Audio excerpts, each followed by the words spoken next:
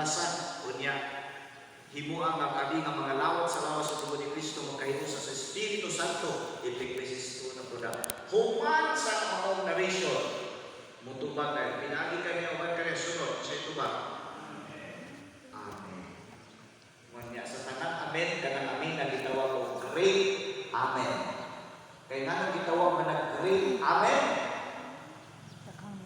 ano man kay human ka na nato ng ato ng gilito human sa dakong milagro nga nahitabo. Okay?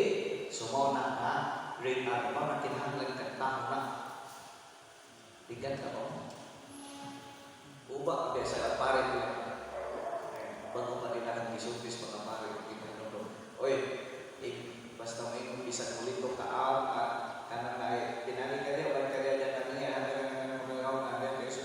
Diyos hapon sa kantoran, isa kilito, mas pare, isa ito ba? Amen, akan akong John. May nulul mga pare ka rin. Isa kilito, kanang mag-Diyos. Katahon na ito ba? Kan ako. And that's great. Amen.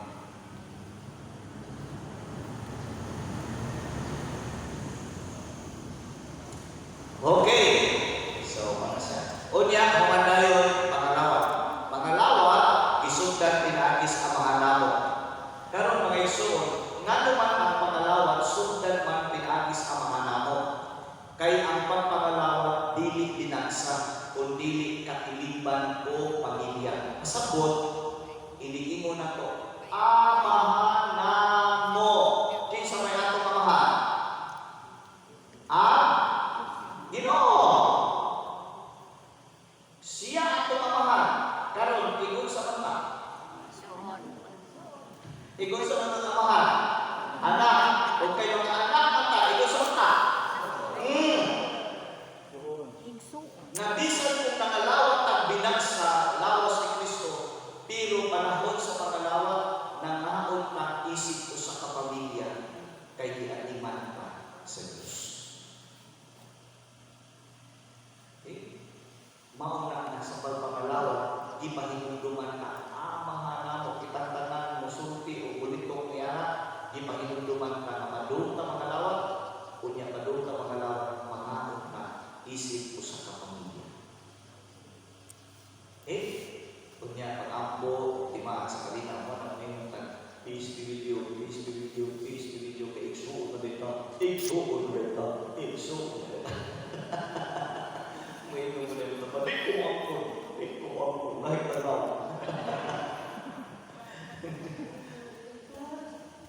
So, di mahinag pa, nakita mga mga so. Okay? Yung mga na, litos na tapos. Hoy, ang mahimalo ha, ay nakanahin mo o tinikuman sa mga po kita, o Diyos niya. Amen. Maglingkod para sa mga mahimalo kasalanan. Diba? Kaya na ibang pagtanang magaling siguro sa itong pangalawa tanan o pagkaling mag-post-communion prayer mo salamat na announcement di mao ha so di mao kahit dumadong sa ang Eucharist ay nagpa-announcement okay before sa final blessing okay so okay so upat kamatang sa presensya ni Kristo diya sa kasaulugan sa misa. Una, diha sa personas pari. Kay bisan patusa kasama ka, kini ang itudo nga nagpasabot buhi si Kristo diha sa pari.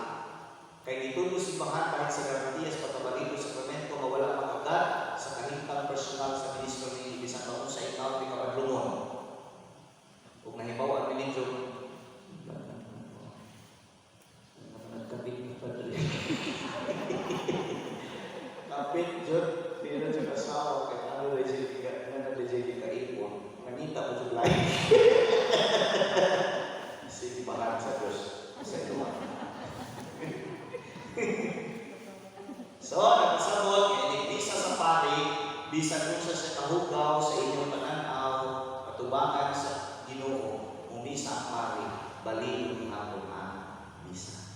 Okay? Kay wa man mapagdad sa kalit na gusto pasabot o yung tagbalilong, mausog gihapon ang paano bino ngadto sa tinuod na lawas sa tinuod na lugo ni Kristo. Kay nga naman, sa matagigayon na kita magkatigom aron magsaulog sa santos nga misa, basa.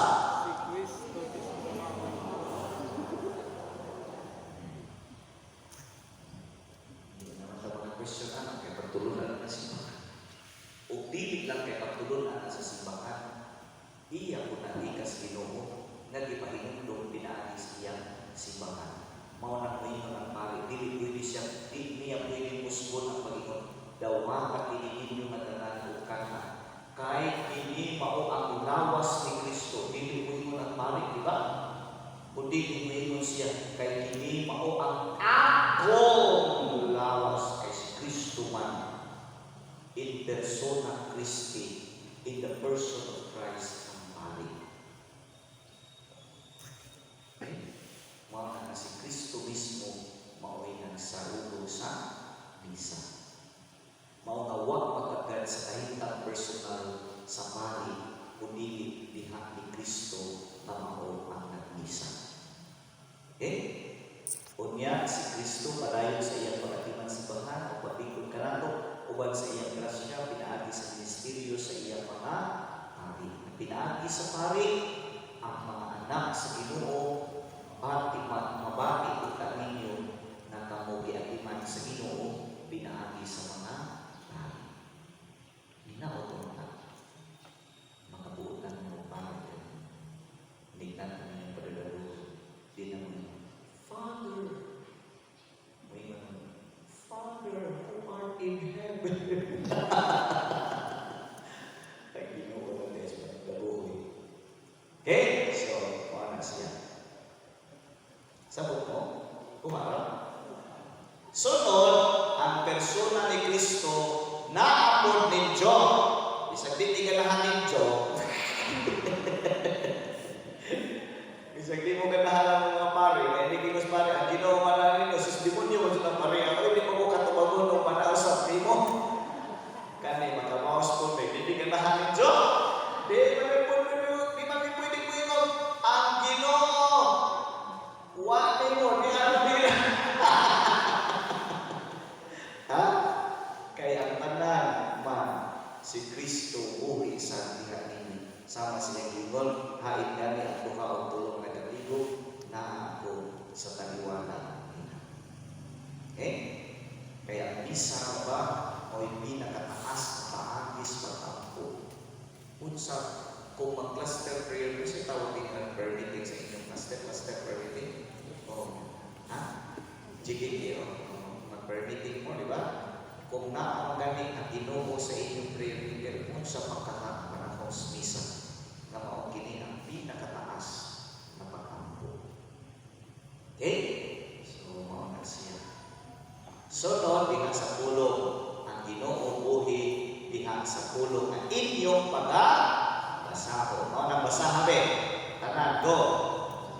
Paggayon na pulong sa Diyos, sa Diyos Eterno, ang Diyos mismo namulong ka na. Sige, mga lektor, katong mga lektor, katong mubasa o mga salmis, be, basahan ninyo pa rin. Diyos mismo namulong ka na. Balik. Ang Diyos mismo namulong ka na. Ako nagipabalik ninyo kayo. Ang Ginoo buhi diha sa presensya sa pulong sa Ginoo na inyong basahon.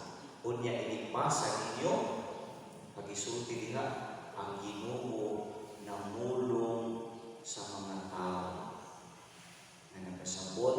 Victor, magkainay. Basa ka. Salmis. Reader ka. O Victor. Usay nga ninyo. Usay nga ninyo. Lisa. Kisa. O di man siya mo ang pulong nako, ang pulong ni Kisa. Kung dili mo ingon ang pulong sa Ginoo. Hindi na pasabot.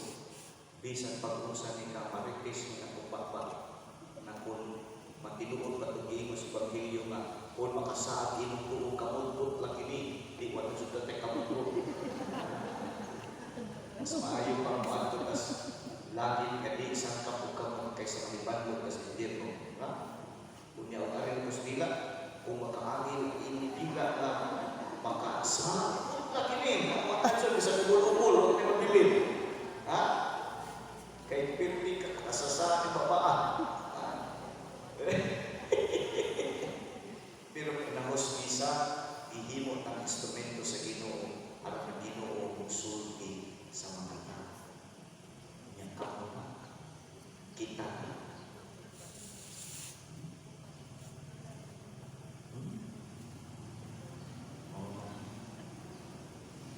Di basta-basta ni inyong mga ibang sudulan. Mga kaya Ginoo na may nisulti, naroon na ikaw ni John. So, ako pag kanina ko mahinulog ini manggilas ko, kay sustin sa bayang taon ko na maoy musultis mga tao, hindi sulti na ko sa mga tao, Ginoo di na ang isulti. Muna tarong na ikaw ni John, di ba ko na Ginoo?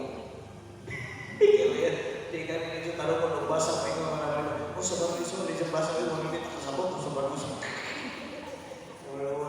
O sa barang ginawa ko, hindi ba nakasabot, kaya Ginoo na nasakit. Pinaagi ni mo, manahing instrumento. Munang tarong nagbasa, kaya naman makaingon sila, wow, pagkanindot sa pahimangno sa Ginoo na. O di kasabot, wiro-wiro. Alamindot na lagi ni Altuba.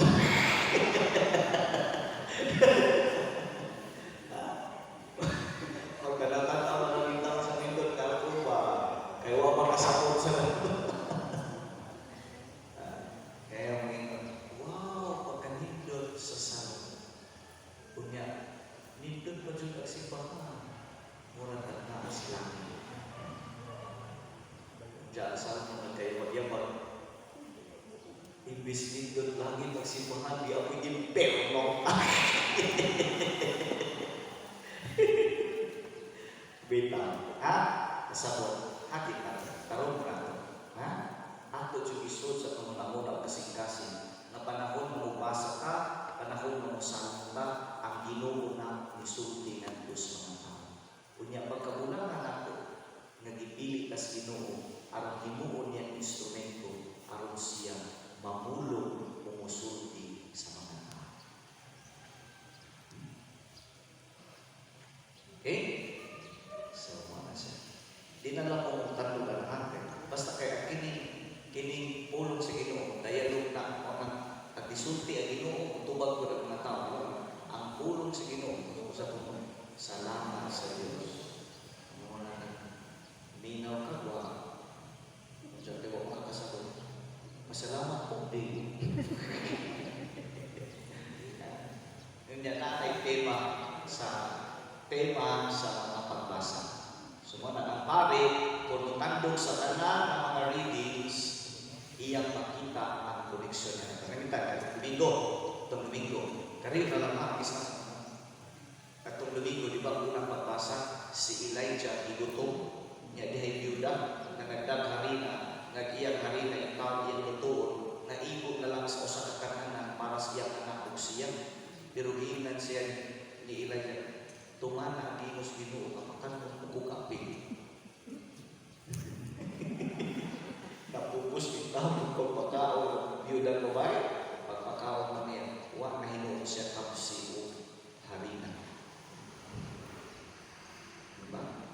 Unya Ebanghelyo, biyuda o kabus ni Hata na ay koneksyon. Ang second reading at Domingo ang paglansan ni Jesus sa krus, paghatag po sa iyang ibong na kabulingon alang sa atong kaluwasan.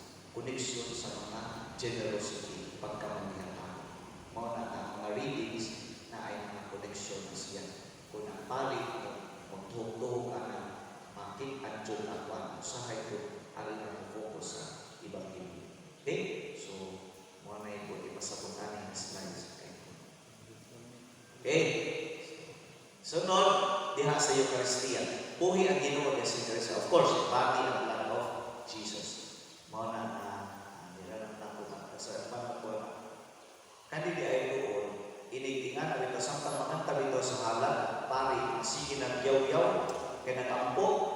pwede po na kamo personal prayer inyong iampo, kaya inyong mapakampo, daw itungtong usap ang ilang kaugalingon diha sa Siburium o Charis. Ang inyong mapakampo. Unya umuha na yun sa vino. Unsa ganito yung ano? Vino o tubig? Vino no? Ay, naku. O vino ito magparig. Ano magparig? Ito tubig no? Sa may daghan. Tubig o vino? Ha? Ay, mansura ko ng kibaw. Taro na. Ito ba? Asa may daghan o di ko yung gawas pag uminom kay daghan. Kaya parang malaho mo. Sa may o di ko yung ako uminom ko pero di ko palali. Kung sa may daghan o di ko yung magpare o vino.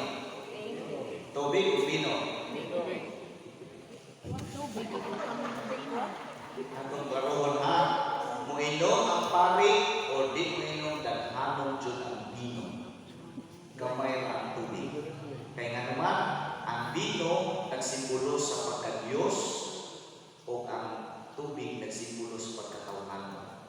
Na inigsabol sa tao, inigsabol sa tubig, di na niya malasahan ang tubig. Kaya ang vino nga daghan, maumay niya malasahan. Diba? Nga nagkasabol. Pinaagi na sa misa, mahikita ang mga tubig, mahisagol sa vino nga Diyos nun, ang kita mahimong o malakan o Diyos. Gawas na pagkasitaan mo na siya sa humanity and divinity of Jesus.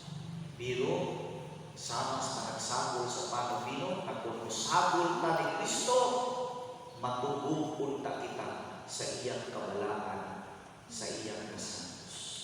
Ug ang atong pagkatawhan, di kaayo mong sa vida o binisaya o sulti. Kaya diha sa misa, tugubon ta, hamupon ta, ampunan ta sa kabalakan sa Ginoo aron kita mahimong na balakan. Wala